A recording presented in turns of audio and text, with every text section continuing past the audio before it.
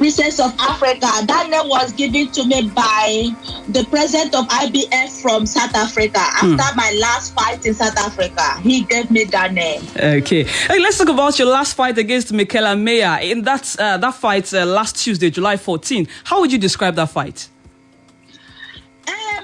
I know I lost, but I'm so happy to be in the ring with one of the best fighters in the United States, you know.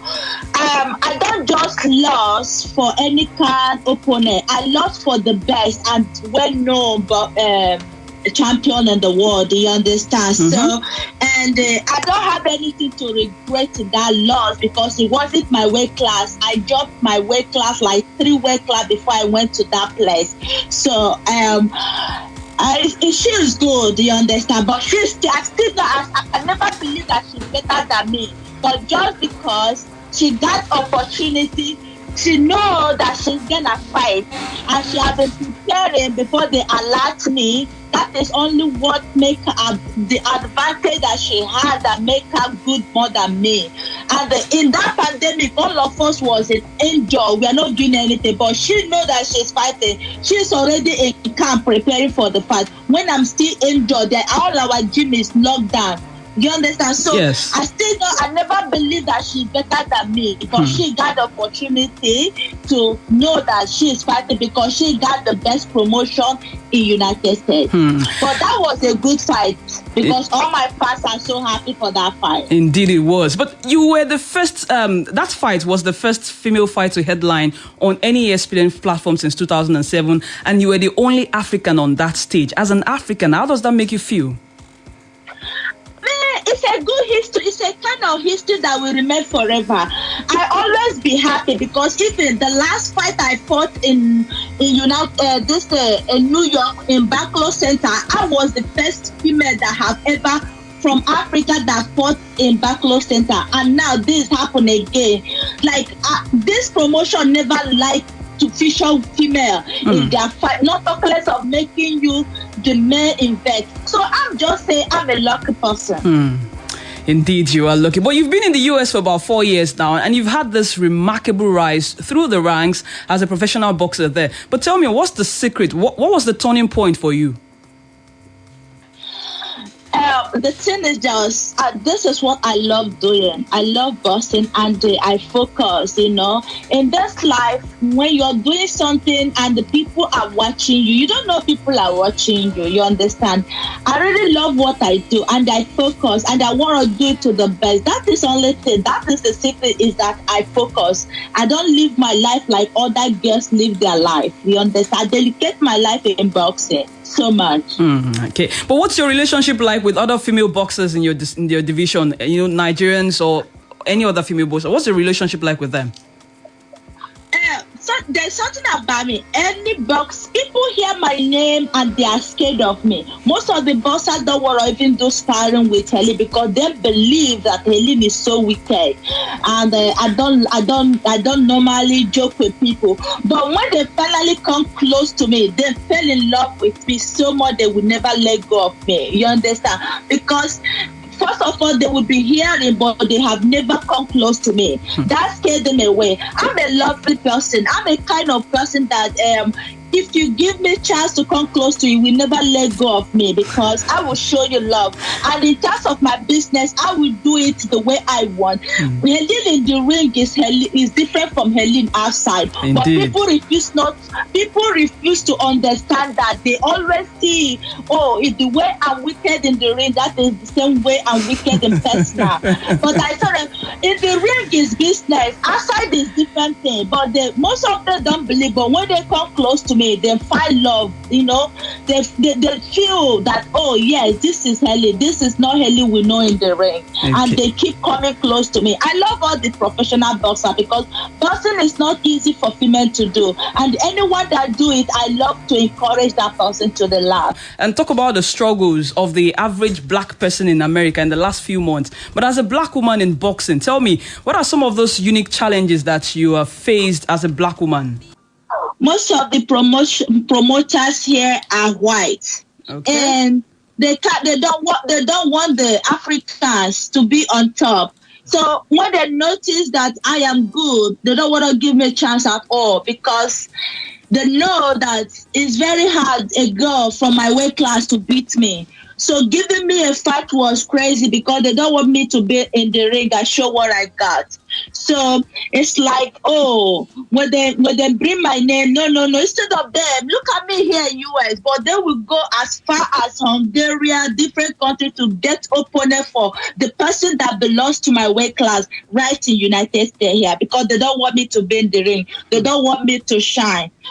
So it's not easy. Even they don't want to be my promoter at all because they know that I'm good, and as soon as they become my promoter, I will be on top of all the white guests in my weight class. They don't want to give me that chance at all. So I'm still battling with that reach now. You understand? It's not easy to come, and right now I'm not even Black American. I came from nowhere, from West Africa, and that is the kind of the place they don't even want you to grow up because they believe we are local, we don't know boxing. But when they find that what they are thinking is not what is happening, they don't want to give you space again, So it's not easy. Indeed. But those challenges you've mentioned, how have they shaped your career so far? For me, I love boxing. I have vowed that nothing can stop me not to be what I want to be, and nothing can discourage me in the field of boxing unless if I decided to give up tomorrow. Not because they frustrate me, but because it's time to give up. You understand? All those things never shake me at all. It kept me, even it made me more stronger because I know when God say yes, nobody can say no. They just decide, but when God makes decision, they can never change it. So I have to wait for my God time. How much of support have you enjoyed back home here in Nigeria, especially from the authorities? I know me and you know where we come from. We know our country, So it's not something you talk about because most especially Nigeria help those that even have leg, that have connection. Not talking of people like us that don't even have names. I'm orphan, have no parents. Not talking of to have somebody to back you up and to talk to the governor or president or people that are supposed to help you. I have never gotten any help from anybody from Nigeria unless from Ghana. It's only Ghana people that try as much to support me because they love me. But Nigeria, where I come from, nowhere. Nobody cares about me. Even the Nigerians that is here, they can only show their face. Oh, Helen won their fight, but there's nothing coming out from their hand to support me. So for anything. So it's very hard. I've never. But why do you think it has been so hard for female boxers to thrive? To survive? To thrive the world over. Why is it so hard for female boxers to have that recognition? Why is it so hard for them to thrive?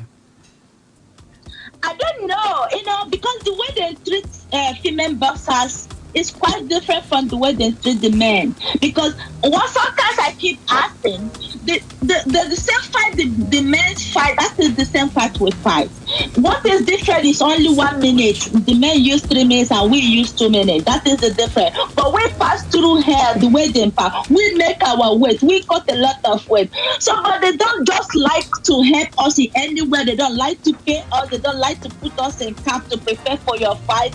So, I don't know why they treat us so bad like that. I can't just explain. Okay, tell me, what's the plans? Do you have any plans to host a world fight here in Nigeria?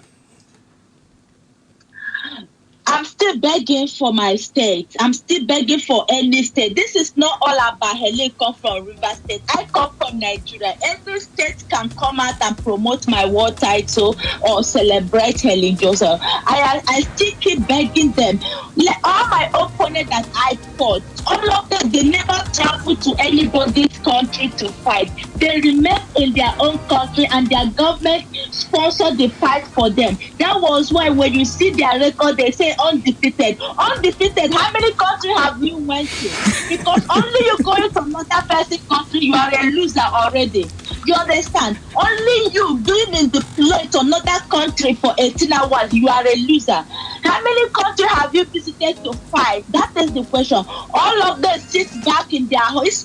Like sitting down in your country to fight. It's like somebody that stays his family and somebody from outside will come to beat in your house. Will you let that? All your family will come out to beat that person because why? He breaks the law by coming to your house. That is how it look about it. But this one, I travel all over the world to fight, and God help me.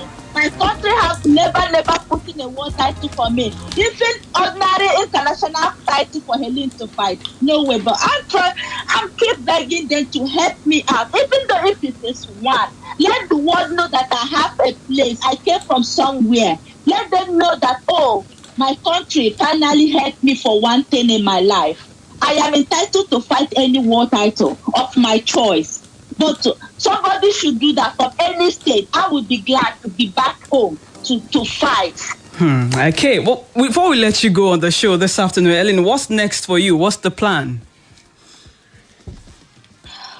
My plan, like I have a GoFundMe online right now because my plan is to get my own gym here and get some hostel where the bossers can stay. Because as you can see, we have a good bossers in Africa. Most of them want to come to US, but the question is that where are you coming to stay? A lot of people came here and they cannot, because of the frustration, they cannot even meet up their dream anymore. They quit because they need to survive and they kill what they have. You understand? I want to be the one to help most of the African bosses when they land this country. Let them see a place to stay and plan for their life and move ahead. Because everybody wants to come here. Everybody want to get a manager.